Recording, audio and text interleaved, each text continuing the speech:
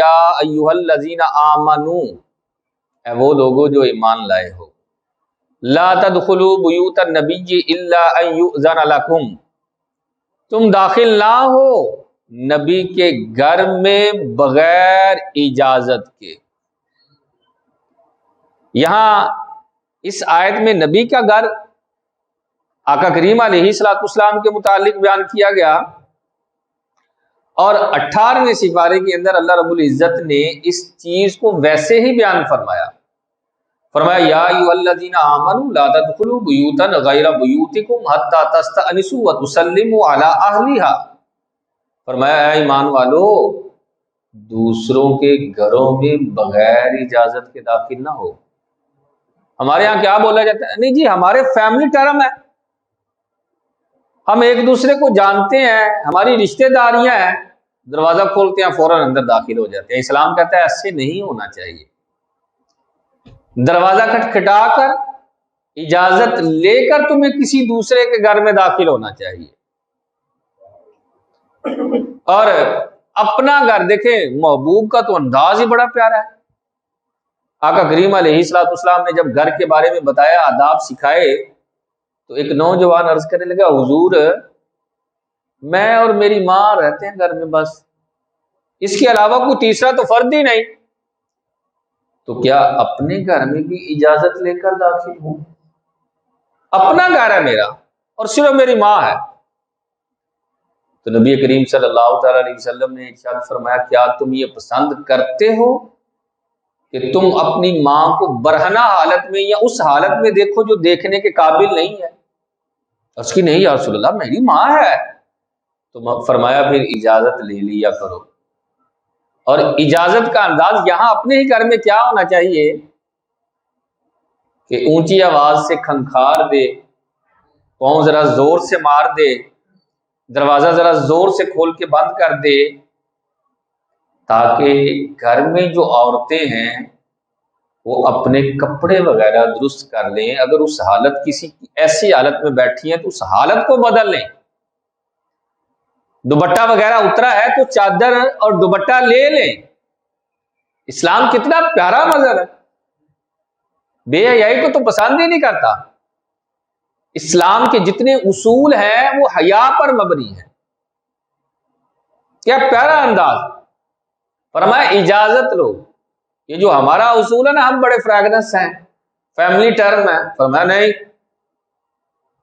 اجازت لے کر پھر داخل ہونا ہے۔ اور اسی آیت میں سورۃ الاحزاب کے اندر جا کر اللہ رب العزت نے مزید آگے فرمایا کہ اذا دعیتم، جب تمہیں کوئی دعوت دے، گھر پر بلائے، دعوت شادی پر بلا لیا یا ویسے دعوت پہ بلا لیا، تو فادخلوا، اب تم اس کے گھر میں آئے ہو، داخل ہو جاؤ۔ فَإِذَا طَعِمْتُمْ، جب تم نے کھانا کھا لیا تو فَانْتَشِرُوا، اب بیٹھے نہ رہو، منتشر ہو جاؤ، اپنے گھر کو واپس چلے جاؤ۔ وَلَا مُسْتَأْنِسِينَ لِحَدِيثٍ، اور باتوں کی لذت اٹھانے کے لیے وہاں بیٹھے نہ رہو۔ اس کے اندر دو پہلو ہیں۔ ایک تو یہ پہلو کہ اگر اہل خانہ بیٹھنے کو پسند کرتا ہے کہ یار یہ بیٹھے رہیں، کوئی باتیں سنائیں اور ہمیں یہ اچھا لگ رہا ہے، تو پھر تو ٹھیک ہے۔ لیکن کئی مرتبہ یقین مانے ایسا ہو جاتا ہے کہ بندہ جانے کا نام ہی نہیں لے رہا ہوتا، وہ گھر والے کہہ رہے ہوتے ہیں پتہ نہیں انہیں کدوں جانا یار۔ فرمایا ایسا نہ ہو، اہل خانہ کے دل میں یہ خیال نہیں آنا چاہیے کہ پتہ نہیں کب جائے گا۔ دعوت کے لیے تمہیں بلایا تھا، شادی کا ایونٹ ہے، کھانا تم نے کھا لیا، یار اس نے دیگر مہمانوں کو بھی تو دیکھنا ہے۔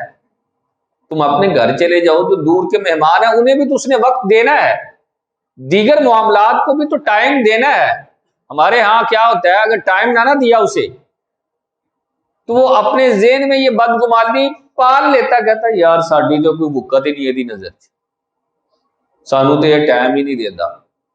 اسلام کہتا ہے یہاں تک سوچنے کی نوبت ہی نہیں آنی چاہیے۔ فَإِذَا طَعِمْتُمْ، جب تم نے کھانا کھا لیا ہے تو فَانْتَشِرُوا، منتشر ہو جاؤ۔ وَلَا مُسْتَأْنِسِينَ لِحَدِيثٍ، اور باتوں کی لذت اٹھانے کے لیے بیٹھے نہ رہو،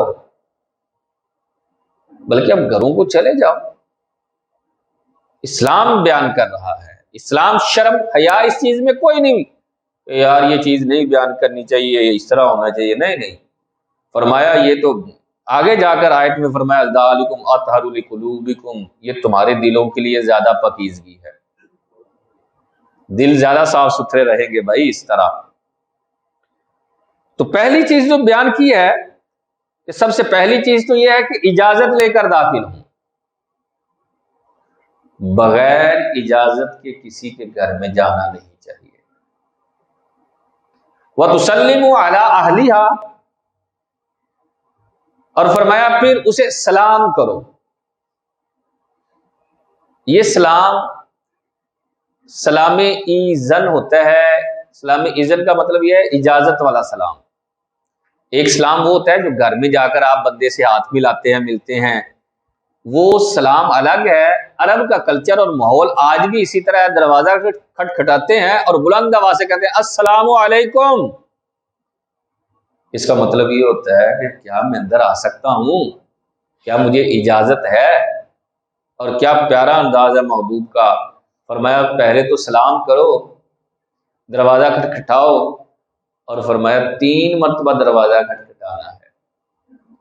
اجازت مل جائے تو ٹھیک، نہ ملے تو قرآن پاک بھی یہ کہتا ہے فرجعوا، واپس پلٹ آؤ، ہوا ازکا لکم، یہ تمہارے لیے بہتر ہے.